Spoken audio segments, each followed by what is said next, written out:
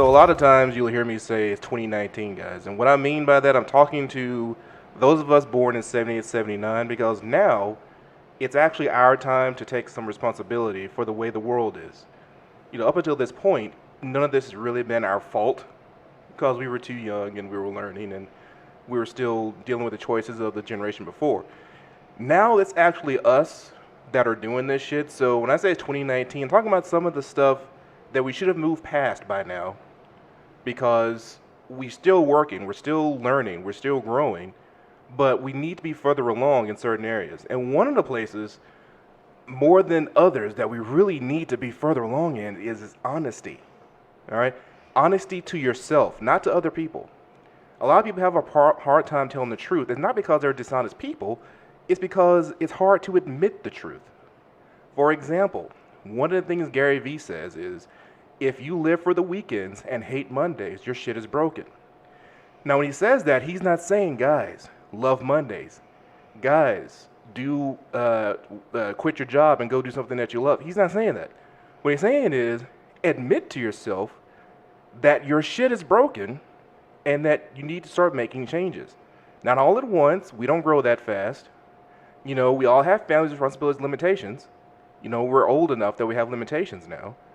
But at the same time, if your shit is broken, say that to yourself so that you start unbreaking your shit, right? It's just being honest. It's not anything life-changing if you do it all the time, but it is something that a lot of people don't do at all. And as a result, we got a lot of fucking liars in the world that are causing a lot of problems. We'll get into that and more things in just a little bit. This is Tattoo with Children. I'm Flavaray over here in Seat A. In Seat B, I have the dread Pirate Benjamin, and I have the incomparable CIO Payne to my right. How we doing, fellas? All right. It feels good. Good. That's what I wanted to hear. We're in Texas, East Texas. We got like a tropical depression. It's not a storm. If it was a tropical storm, I'd be really excited. I'd be, really energetic about a tropical storm. But it's a tropical depression, so it's just like, okay. I guess we're going to just have piss rain on us for the next 3 days, and that'll be our lives. Just a whole bunch of wet. The funny thing about being in Texas is that I guess our hurricanes are different here. Our storms are different here. Uh-huh. But we've had pop-up showers that were worse than the last hurricane we experienced. Yes. Now, I understand that the one a few years ago with the flooding, I mean, that was pretty mega bad. Yeah. But the rain and the wind, that was like Tuesday. Right. Like it wasn't out. I mean, it just every time. I'm 40 years old. I've been living in East Texas the majority of my life. Yeah, the vast majority. And I don't know, man. It's just like Tuesday. Like every time I get excited, I'm like, hey, we're going to have some wind. Right. It's going to be something really, really nice. And then it's just like, yeah. I mean, the thing about East Texas is what people don't realize who don't live here, East Texas is actually a rainforest. Right. That's hard to believe, but if you look at the rainfall totals, that's where we fall. We fall in the rainforest category. So, a lot of fucking rain and a lot of, thunder and tornadoes popping up all around us, like that really doesn't faze us at all. No. It's really kind of how we entertain ourselves when the internet goes out or whatever. Let's go outside and see what the sky's doing. So this is good. We need rain, we need wet, but I would prefer like a real storm. I'm just excited about the fact that the temperatures are about 10 degrees lower than they have been. That is true. Yeah, it's wonderful. It has been hot as fuck, and today it is not hot as fuck. Today it's actually very pleasant outside. You can actually ride down the road with your windows down now. I'm like wearing jeans for the first time in a month. That is true. I'm looking at my man in jeans. He's doing business in jeans, which is something that I do every day because I don't give a fuck. I haven't worn jeans in 4 years maybe. Ben hasn't worn full pants in that same amount of time, just to let you know. Yeah, that's true, but that goes back to your honesty thing. There's a thing we do in my family whenever we have a fear. We generally jump straight into it. So, for instance, my dad is a great example of this. He was afraid of hospitals, so he became a hospital chaplain. Yeah. So I realized that a vast majority of my adult life, I had been wearing pants because people told me to, and because my grandfather had always said, you know, if you're going to wear short pants, I'm going to treat you like you're in short pants. Right. And If you're going to dress like a bitch, I'm going to treat you like a bitch. I mean, yeah, I love my grandfather, by This the is way. I miss this is my- reflected in a story in something that Ben once told me about 8 or 9 years ago. Ben had told me that we were talking outside, and it was summer. I was wearing shorts, whatever, and he was just on about something. You know how he gets. Right. So, and he goes and turns to me and goes, it's like wearing pants. You know, I'm going to wear pants every day until the day I die. And you can wear shorts, and that's fine for you, but I'm never going to wear shorts or anything shorter than pants ever again. Right. Absolutely 100% true story. No, he told me the same story. Absolutely. Years and years ago. But this goes back to honesty. See, I mean, it's how it relates to honesty. Is I realized that I was afraid to disappoint all the men in my life and most of the women, but I realized that about myself, and so what did I do? I promptly went home. I bought a new pair of scissors, and I cut all my pants off at the knee, or below the knee, and so I have what I call pirate pants now. But I haven't worn a pair of pants since. And you know what the weird thing about him wearing pirate pants is? He called them pirate pants. Now everybody thinks he is cosplaying as Johnny Depp in Pirates of the Caribbean.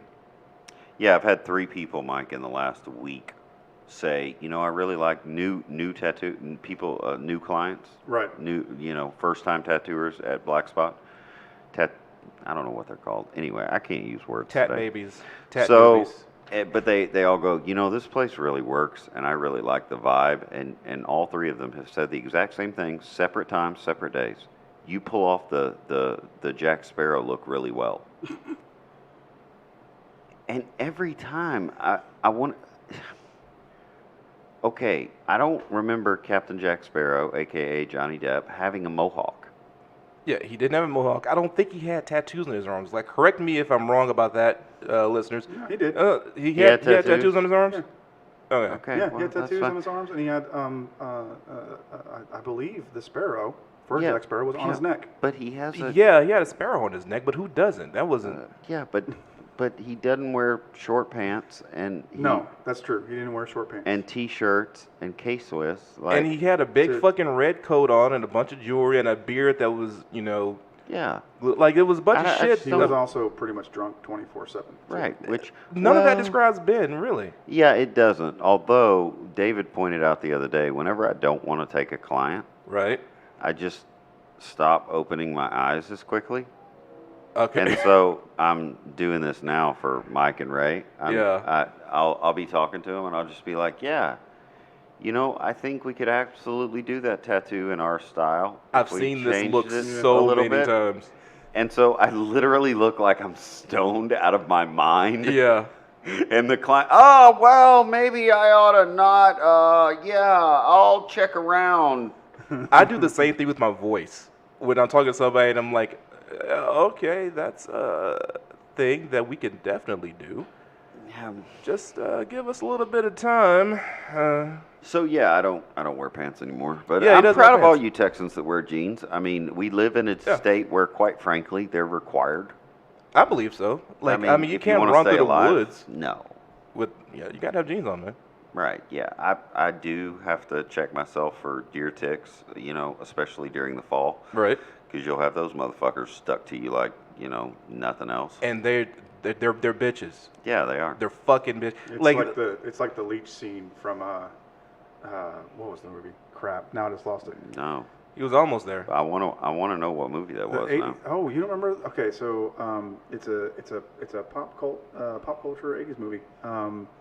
All right, guys, this is a hunt now. What's Star Trek? No, it's You it's talking got, about the it's Wrath got of the Khan? Corys in it. It's got the Corys in it. It had Sean Austin. No, it wasn't. No, Sean not, Austin? Not Sean Austin. That was the Goonies, and it's not the Goonies. That's what I'm getting confused with. Stand by Me. That Okay. leech scene. Yeah, the yeah, leech that was scene. pretty. That's it. Yeah, you got The Wrath you of got a Khan leech was on his better. dick. No, it was better. because that guy almost didn't make it. Like it was fucking his brain up. Yeah, I mean, and also the actor, whoever that was that played the rat that played Khan, like That he was sold it so well. That was Carlo Montalban, the greatest of all time. Yeah, I like you guys. The chest. Y'all are good with numbers and Numbers words and names. names and things that people remember.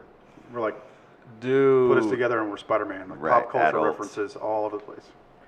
If my wife was here, she could just she could kill us so much harder on music. Like I don't fuck with bands as much as she does. Yeah. Oh, hey, before we go too far, Mike, how are we going to do a call-in? We talked about having that capability. Yeah, so there's a interesting little piece of stuff I can add on to my tech stuff here that will let me do either Skype or specifically call-ins through my phone, and it routes the audio through and records it. It's That's really kind of neat. Will we? And we'll be able to hear it. Yeah. Because I think Ray and I we picked our first guest that we want to have on the show. Yeah, we did. We didn't discuss it with you. It's not anybody that can come into studio, Right. but Right. I think a call in for our first guest is just about our speed. Okay, so I'll have to put that in place and Yeah, move no, we on can. then. Yeah, next deal. episode. So it's very exciting. We're not going to name who it is yet. We're just going to let It's gonna be a everyone surprise. guess. Yeah, I didn't want to ask because I didn't want to ruin that. Yeah, I surprise. don't think we want to ruin the surprise. But Ray and I were discussing it.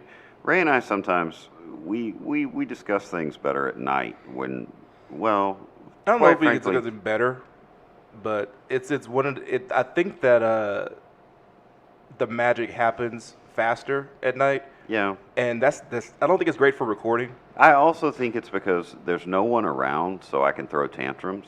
right? That is true. And I don't think many people outside of you, Ray, Yeah. even Mike, I don't think anyone outside of you has really seen my tantrums.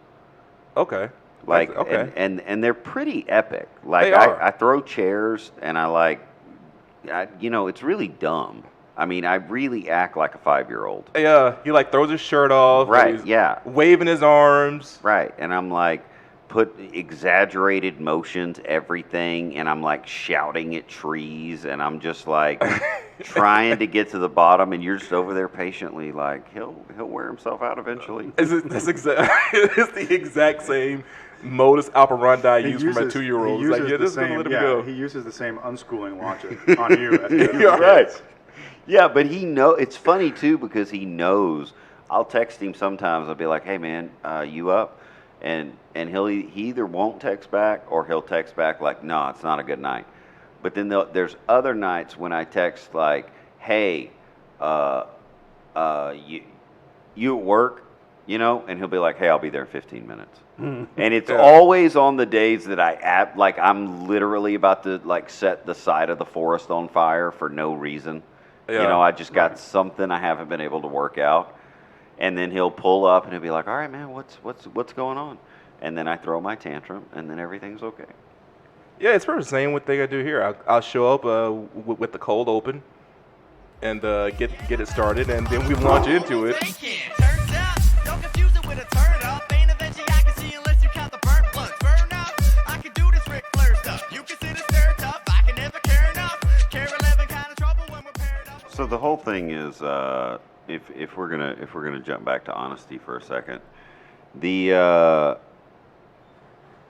interesting thing about honesty is, people assume that if you speak the absolute truth, that immediately the only thing that's going to happen is problems. Right. Now, I recognize that does occur, but for instance, let's say that I walk into a store and they say,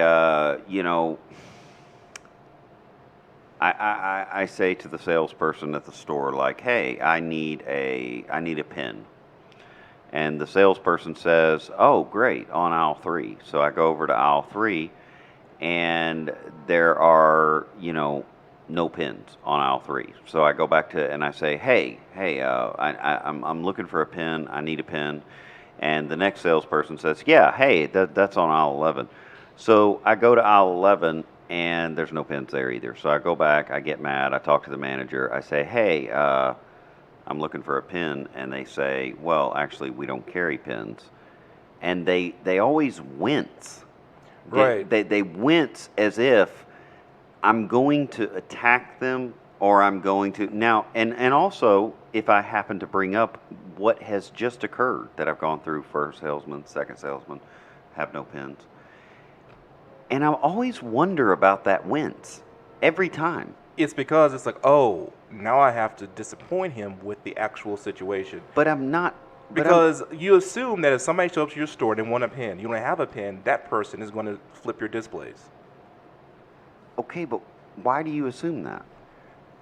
It's just something that, like, I'm not sure why. I don't Yeah. know why. But Yeah. people always do assume the worst will occur if the Okay. truth comes out. So maybe there's that's the human element of it, that we assume the worst. Yes. Well, guys, I'm here to tell you, I started cheating on math in the 6th grade. Okay. So I can multiply and divide. And that's about it. Right. I'm with you. I mean, I can add and subtract and do all the stuff you do Right, from yeah. 1 to 6. Yeah, 1 to Like get up there. I loved fractions. Fractions were cool. But once you get past that much, yeah, man, I don't have much. Sure. Okay. I don't have anything. I've run a ton of businesses. Some of them have failed. Some of them have succeeded. But people are always amazed when I say that. And I'm like, what did you think was going to happen when I said that? That my business wasn't going to work because I don't know how to do algebra? All of a sudden, everyone, oh my God, he doesn't know how to do math. We can't go to him for tattoos anymore. Like the entrepreneurial spirit was somehow going to get crushed. I mean, this is what blows my mind, and why I like listening to Gary Vee so much, because the man has 5 best-selling books. 5. Yes. He can barely read. He has one of the worst vocabularies I've ever heard. Right. And that's what, again, I get into this and I go, what do you think is going to happen when you just tell the truth? People are always amazed because they come into the tattoo shop, they want a tattoo. I say, hey, what if we reworked it this way to look like this? And they go, well, that's really not what I wanted. Or sometimes they don't say that, and I can sense from their eyes, their body language, that they're really wanting exactly what they found on Pinterest. Right. Which, by the way, I use Pinterest too. Yeah, it does happen. Okay, Pinterest tats are a thing. yeah. So I get that, and I go, hey, why don't you just head on over to Casey's? And they go, what? And I go, yeah, I don't think we're going to be able to make you happy with this because we don't tattoo this way. And they always act surprised, like, man, you're a really decent dude. Like, no, I just tell the truth. That way I don't have to remember anything. Well, they think that you're losing business. So he's throwing his business to Casey's Tattoo. That's not true. If somebody comes into the tattoo shop and you can't or won't do their tattoo, then that's not your business. That's somebody else's business. Right. So just send it to where it's supposed to be. And by being honest, though, I can quickly get from point A to point B, which is determining what you need, if I can help you, and if not, here are some places you can go. I'm not sure if it was my mom or my dad or maybe both of them that taught me this idea, but it's a really simple concept. And I brushed over it real quick there. I feel like my brain is a computer. That computer works in a very different way than most people's, from what I can tell. Mm-hmm. But one of the things that happens is it gets overloaded a lot. Mm-hmm. Especially when I have to remember important details. Right. Now, when you lie, those are very important details. Right. So trying to keep track of all the little things you can get caught on. Right. Because if I tell my wife this, and I tell my daughter that, and I tell the guy at the Kiwanis group something else, well, then I can't have all those 3 people together. Then I have to remember what I told each of them. Right. All these. See, I learned very early on that the CPU is going to run hot the whole time if we go back to the computer reference. It's very odd talking to Ben sometimes because he'll say something, and then literally an hour later you'll reference that thing. He's like, "Who said that?" Like, motherfucker, you said that like an hour ago. Like, I don't remember that. He just I doesn't don't. have I don't remember thinking He shit doesn't that have I a said. stack space. Yeah. He just doesn't exist. You know, one of the things that Gary Vee also says that I think really applies here, because it applies to the reason why people don't tell the truth. You set up expectations. People have expectations of others. So because we know that people have expectations, we tend to try to make sure that whatever we're doing or saying fits the expectations that we assume they already have. Okay? Because Yeah. we care what they think. We care what they think about us. We care what they think about themselves. But Gary Vee that's- says all the time, what's the ROI of not caring what people think? The return on investment of not caring what people think. Is speed. And that's exactly what you're talking about. You can get from point A to point B faster Quicker. because you're telling the truth. Yeah.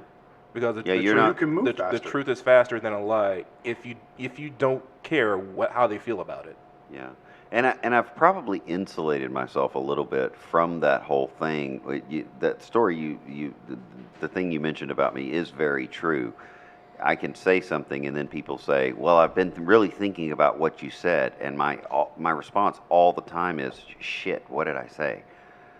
But that's one of the ways I insulate myself to staying present. Mm-hmm. Is if I'm running like this massive memory system, I feel like I'm really protected from the now. Right. Whereas if I'm running this super small memory system, right? Random access only. Right, then I'm able to stay present very, very well. Yeah. But it almost, but it affects what you just said, Mike. I first and foremost, I don't have expectations of people. Right. Because I don't have enough memory to be, I don't have enough CPU to be running that program, right? So when we showed up here today, I did not assume we were going to film a podcast. You say, well, Ben, not film, record. You say, but we plan to. Yeah, that's a great plan. But I But it didn't might not assume that happen. was going to happen. I didn't know if you were sick. I didn't know if Ray was sick. I didn't know if I was going to get sick. I didn't know what the mood was going to be like.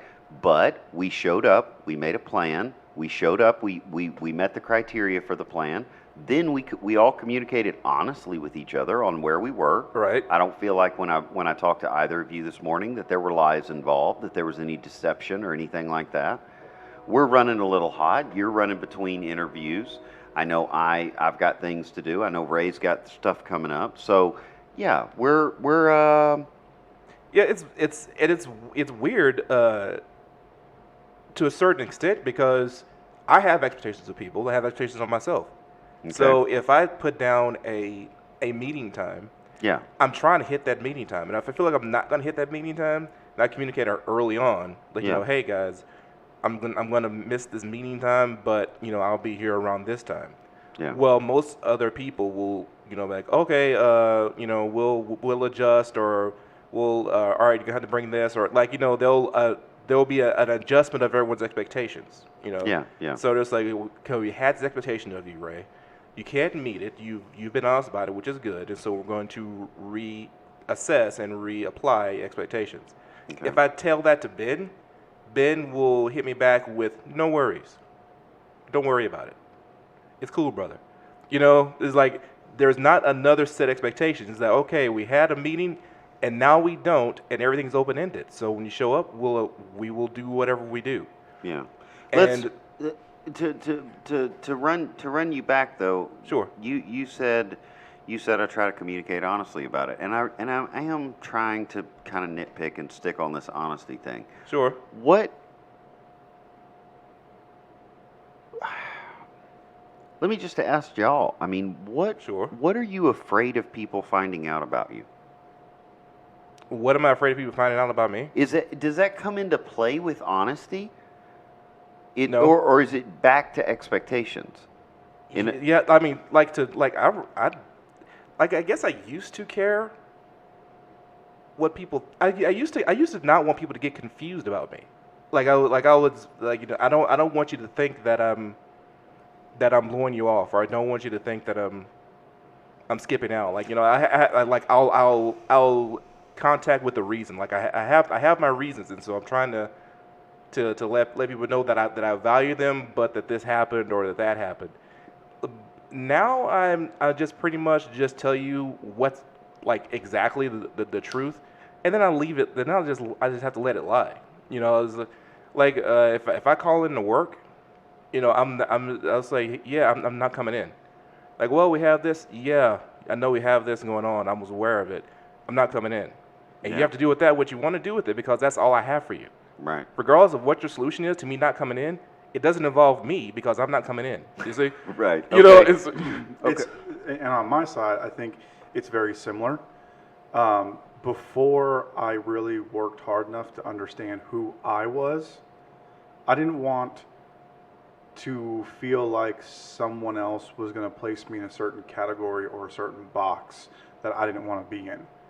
I didn't want to be the guy who was always late. right. You know, so I would work to be punctual, but if I couldn't be punctual, I would then have to adjust expectations of the others so that what was punctual before that I'm not going to make now becomes punctual because I've communicated that properly. Now that does suggest that you apply that label to others. A guy's late all the time, then that is the late guy. Absolutely. Yeah. And that's a habit I still have yet to completely break. But at the same time as learning more about me and not and understanding more about me, it's more about what are the true labels that I can apply to myself that make sense, right? Instead of saying I don't want people to think I'm the late guy, so what if I'm the late guy? Yeah. Right? It's not about applying good, better, or best to certain categories that I fit in, right? It's about owning that category and being a part of it. Right, and because but again, you're in the middle of that process. The thing that I was reminded of, though, Mike, when you were speaking was, and I think this hits an earlier point. It's one of the things I do, though. One of the things I do is, I don't know if it's so much honesty, but what would you guys say? I'm very direct. In the middle of a moment, I'm very direct. So Ray, for instance, the first year that you and I were friends, I reminded you that you were black almost every time I saw you. Yes. Now that's an extreme form of honesty. Right. Oh, and I'm not entirely sure that it's helpful, but it's more important for me to say what's in the room. It's more important for us to say the same words. Right. Because, for instance, I grew up in an area of East Texas where the people that I was around said that they told me that racism was not a thing. Right. But then you walked in, Right. and I was like, hey, I think racism is a thing. It's an actual thing. Yeah, and they were like, well, no, it's not a thing because we love Ray. And I'm like, yes, but you guys are missing that there hasn't been a black person in the room For a very long time. for almost 30 years. It's the very first thing that Ben told me that I knew was true out of Ben. It's the very first thing. He said, I've never had a black friend before. Yeah, and I remember some people being offended by that. Yeah. And I was like, why would you be offended by that? People around us, like, were listening to our conversation. They're Yeah. like, "What? That is an offensive thing to say." Yeah, they say, you're a racist for saying that. But he hasn't been in the room for 30 years. I just pointed out that he's in the room now. Yeah. And I was very refreshed by it. It's like, oh, well, this is a great opportunity for both of us. Right. You know, it's like this Right. this is good. And you used to ask me, like, hey, how have you made it this far Yeah. without having a black guy in the room? Now, that's not all you are. To go No, back no, to go many back to things. Mike's, and it's, I question if it was even a correct thing for me to say, because I'll speak first so often very often I will also say the wrong thing Yeah. because I'm the first guy to talk. Right. So a lot of times, but I did the same thing with Mike. Uh-huh. You know, Mike would say like, "Hey, I'm really thinking about regrowing some hair," and I'm like, "But you're bald." But you're a bald dude. Yeah, and he would be like, "Well, I have a little bit over here," and I'm like, "Mike, you're bald." Yeah. And he would go, "Okay, but I haven't always been this way." And I'm like, "Why are we talking about what was? Right. You're actually bald. Why don't you embrace it?" Right. And by the way, when I think of bald guys, do you know who I think of? Dwayne "The Rock" Johnson. Yeah. I think of Bruce Willis. Yeah. I think of, and of course I do, because I'm a fucking nerd. I think of Picard as being the ultimate bald guy. As like it's like if you want to be bald, be Picard bald. Yeah. So, but that's an amazing thing about me is when I saw you, right? Right. Who do I think of? Samuel L. Jackson, Morgan Freeman, Jay-Z. Jay-Z. Okay, Dr. Dre. Yeah. In other words, see, but that's something other people don't do. When I see a bald guy, I think of the top 10 bald guys in the world, and I think, holy cow, I know one of them now. You know what? This brings up another subject which we're going to get into in just a second.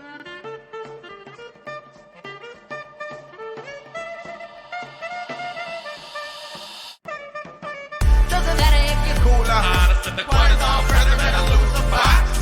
Doesn't matter if you're cooler, hottest than the cortisol. So years ago, when Standpipe Coffee House in Lufkin first started, the Standpipe Coffee House had 3 rules. The 3 rules were, this is a safe place for everyone, treat everyone with respect, and everyone's family.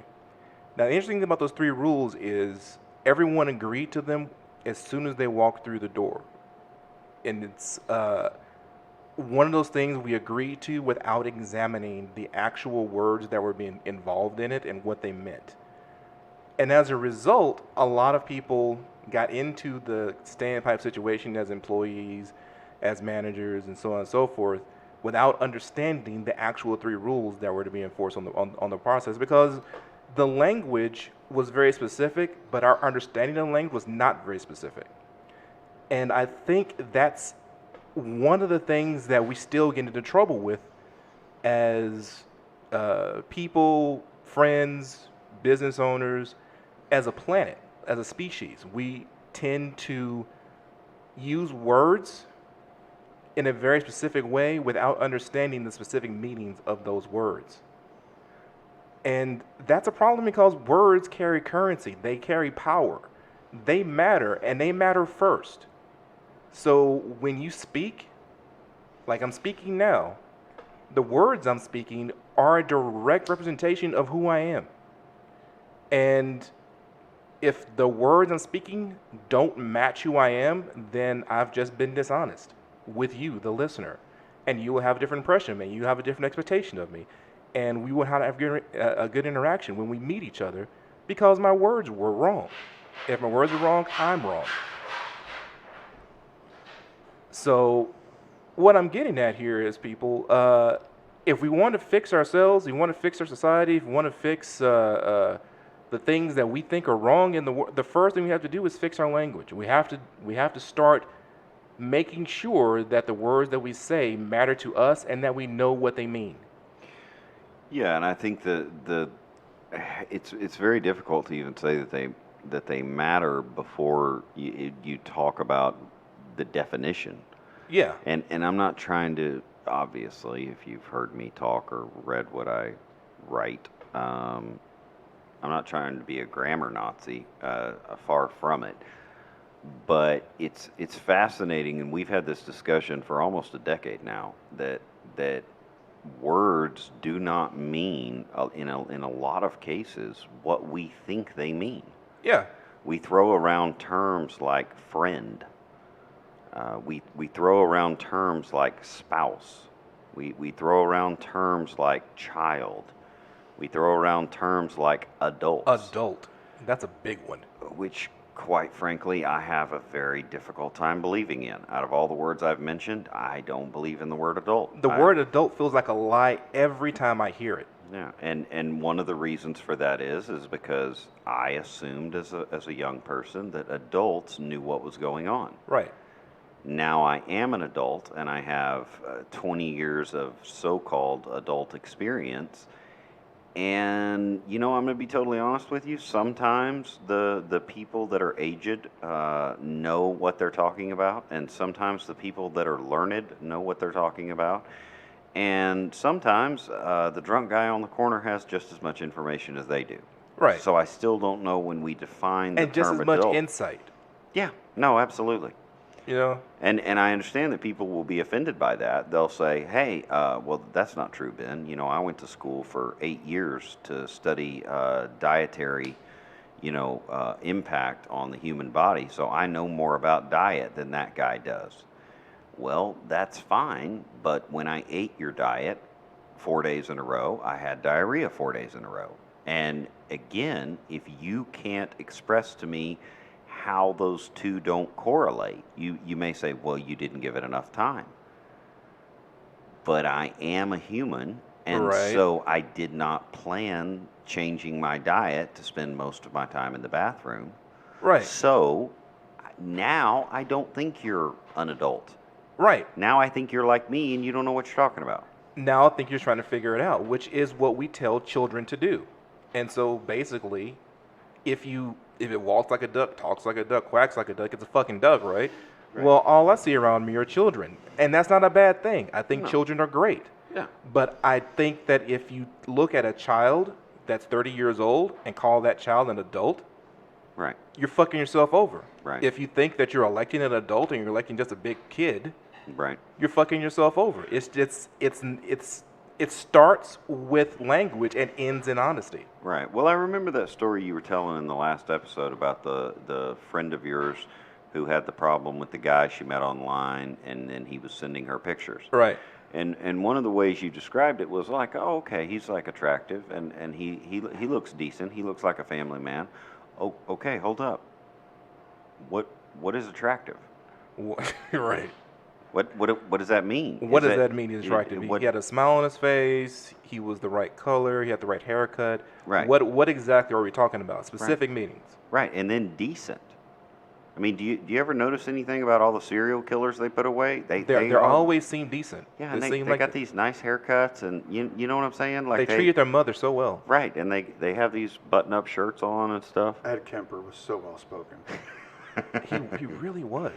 But then we haven't even gotten to the second word yet. Decent. Is that a look a person can have? I don't think you can tell decency until you know their entire history. And I'm not attacking the person in your story, by the way. No, that was your description. Right. I'm just simply commenting on your description. How does a person look decent? Right. Because again, if you, I can look all sorts of ways, okay? Yeah. But if you hurt my child, I'm not gonna be decent to you. And that word decent, we throw that around a lot, don't we? Yeah. Like if a person is at church and they're dressed in slacks and nice shoes, and a jacket and a tie, we say that person looks decent. Mm-hmm. Well, we also knock on the door and say, "Are you decent?" Which means anything other than naked. There you go. It's like there are. Are you dressed appropriately? Is what we're saying. But Who says naked isn't decent? Yeah, but also that again, I was just gonna say that, Mike. What are we, talking about Victorian era politeness? And it's been so long since we've been in the Victorian era, but we still use those terms. I've fallen inside that naked is decent. Well, always. It's fine. It's fine by me. Yeah, I mean, I have a house that's 90% windows, and there are no covers on those windows. So if you wanna find something interesting, you can come to my house and run through the forest. The only problem is, both me and my son really like the shotgun. So it's not a thing. I don't recommend you going up to Ben's house. No. Even I don't go up to Ben's house. And Yeah. I've been out there several times. I was out there when the house was being built. Right. And I just don't drop by. Yeah, Ben's no, house. it's that, but that's the beautiful thing about that piece of property. It's not a property that you drop by. Right. But anyhow, we digress from the discussion on decency, and again, it's a fascinating topic. So what was the last one? Oh, he was a family man. He was like a family man. Okay, so see, like that one right there blows my mind. He was a family man. Like, how do you tell? Right. Well, he had pictures of his brother and sister and his mother, and they're smiling in the pictures, and they're out at a restaurant. So you know, is that a problem? they're at an like, Olive Garden. that women run into? Is like they meet this great guy, and he's like really polite and really romantic and really well dressed. And he's really stable, but he doesn't talk to his brothers and sisters. Is that like a big thing that happens? That's like a huge thing happens. Like he has all the earmarks, but he doesn't respect his family the way he should. Well, okay, so here's my problem. It's not even with the words being used. I'm a big data guy. Right? Okay, I sure. like data, right? But you just really, really pointed out something that bothers the crap out of me. Now, about when social media. hang on, before you launch into your social media rant, when you talk about data, are you talking about facts or are you talking about the character on Star Trek? When it comes to Facebook, it's the same thing. Since data is As Zuckerberg's dad. That's a very good point. That's a very good point because this goes back to language. So- there was an okay. wait. So wait, hang wait, on, okay, let's- we'll yeah. come back to that. Go The ahead. truth is, the honest truth is, data is neither correct nor incorrect. It's just what it is. Okay, all right. So Points of continue, information. continue the story.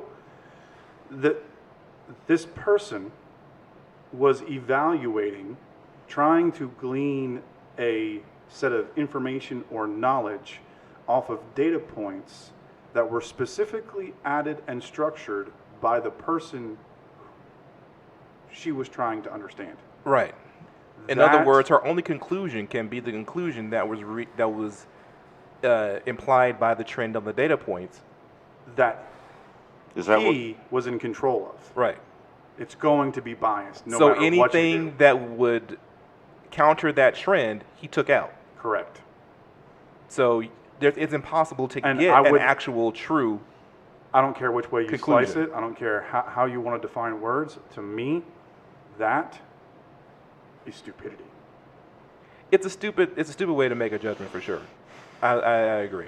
Yeah, but I don't know if it's actual stupidity because it's like taking data and making a judgment call on data with however limited you're set is all you can do for any data set. Like you can't make up your own data points to get to the truth. You just have to sort of make a best fit curve. But this I is why guess. I'm not successful at socializing on internet media or anything like that. All right. Is because I do exactly that. I formulate questions to give me the data points that I need. The right? questions are fine if you get the data points that way. Like I think that's a great way to go. Right. So that's kind of That's my, conversation, right? Right. So that it brings us back to the whole idea of the defining the words, right? When you say decent and family man, based upon what your not your interactions, right? Mm-hmm. But upon specifically curated data. That is a difficulty for me. I'll back off the stupid and I'll go. That's a big difficulty for me to Well, swallow. let's go back to like the points I'm making about data on Star Trek. There's an episode of Star Trek where Dr. Polanski, who everybody hates anyway, Dr. Polanski goes and calls data. Mm-hmm. He goes, "Hey, data is," and data goes, "No, it's data." Mm-hmm. And she turns around, flabbergasted, and goes, "What's the difference?" Right. And he says very pointedly, "One is my name, the other is not." So this is what I mean by language. Yeah. Data, who is not a human, doesn't understand human emotions, understands that if you say something that is wrong, the wrong word, Right. then everything after that's going to be wrong, no matter what the fuck you said. Right. You didn't call me by my name, so you're not even talking to me, whore. Right. Well, and I think it highlights another key point. Context matters. True. Yeah. Yeah. Hang on before we get to context though, and maybe Mike, you'll correct me. I'm just going to go ahead and jump straight in, Ray, because this is one of the reasons you and I became best friends. Is, we have a lot of stories from that era, but one of the reasons we became best friends is because almost immediately upon meeting you, I noted that you were the only black man in the room, Right. and it surprised me. Yeah. It didn't surprise me that you were there. Okay. Right. It simply surprised me that you were the only black man in the room. It was a realization that crystallized in your eyes. Yeah. You were like sitting there. It's like, I just noticed. Yeah. It's just you. Right. I'm looking around and I'm like, okay, there's a bunch of white people over there. Okay, there's a bunch of white people over there. Okay, there's a bunch of Interesting. Out of this whole night, out of all the people that have come in and out these doors, And there were hundreds, people. Yeah. Okay. You're the only black man. But I also remember several people around us Yep. saying, "Hey Ben, you can't say that." And not me. I didn't say that. No. You. I mean, when you quit laughing, we had a great conversation about words and about honesty and about racism. Right. And I don't think we're going to get all there tonight. But the context here is we're sitting at a table, and Ray is the only black man in the room. He's not the only black man at the table. He's the only black man in the room. In the entire building. For 4 hours. And by the way, that's a position that I'm very comfortable in because it happens so often that I'm the only black person in the room. And it happens often that my wife is the only brown person in the room. Right. And we're definitely the only interracials in the room. Right. You know? But what's fascinating to me about it, too, is how uncomfortable I made everyone By pointing it out. by simply saying, "Isn't this fascinating?" Because I wasn't mad at you, No. and I wasn't mad at the room. No, the room was fine. To me, it was a very similar concept to saying, "Hey guys, it's cold in here. Maybe we need to bump the AC up a little bit." Yeah. Hey guys, there's 98 white people in here, and there's one black guy. Right, but there's a stark difference between the two things you just said. Okay. A cause and effect relationship, right?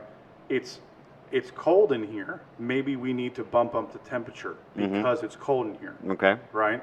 Whereas the second thing you said was simply a pointed truth. There's 98% white people in here and 2% black people. Yeah, okay, It's I a agree with pointed you. truth as opposed to a cause and effect Yeah, relationship. There's nothing to do about there being one black person in the room. It's like, No. let's go in and invite some Negroes in here so we can. That's not what we're saying. Right.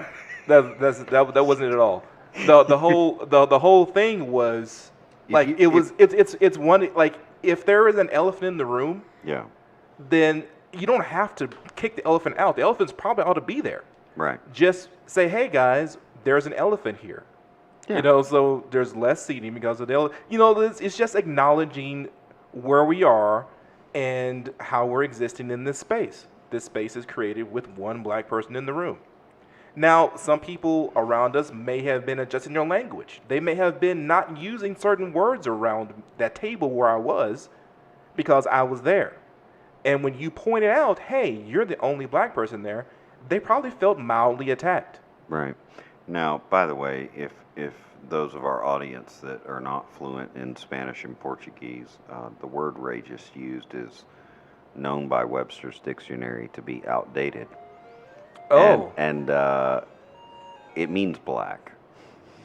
Well, thank you, Merriam-Webster, for updating I the wanted, English language to take out a word.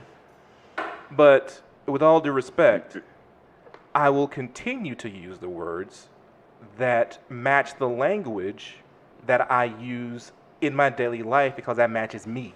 Right. That's exactly what I'm saying. Merriam-Webster cannot define my language as well as I can. Well, and the word, if we can be just totally real for a second as we wrap up this segment, I think it's the perfect spot. If you're in Portugal, Yeah. the word is not offensive At all. as it describes one of the many colors. Yeah. It's just one of the things, just negro. It's just kind of dark. That's right. Okay, this is obviously going to extend into a very long fucking conversation throughout this podcast. This, like Ben said, we've been talking about this thing for a decade already, and we're just going to keep doing it. But that is going to be for another podcast because this one is up on the smoke break. This has been Tattoo with Children. You can find us on IG at Tattoo with Children. You can find us on Twitter at Tattooed With because Jack is an asshole. You can find us on Facebook, Tattoo with Children. You can find me on IG at Madara Shadow. You can find me on Twitter at Hunter Vanguard. You can find Ben on IG at Black Crow Brother. Also at Black Spot Tattoo Company. And you can find CIO Payne at CIO Payne on IG. And I think that's a wrap, guys. Time to Sounds smoke. good. It was good. Love you.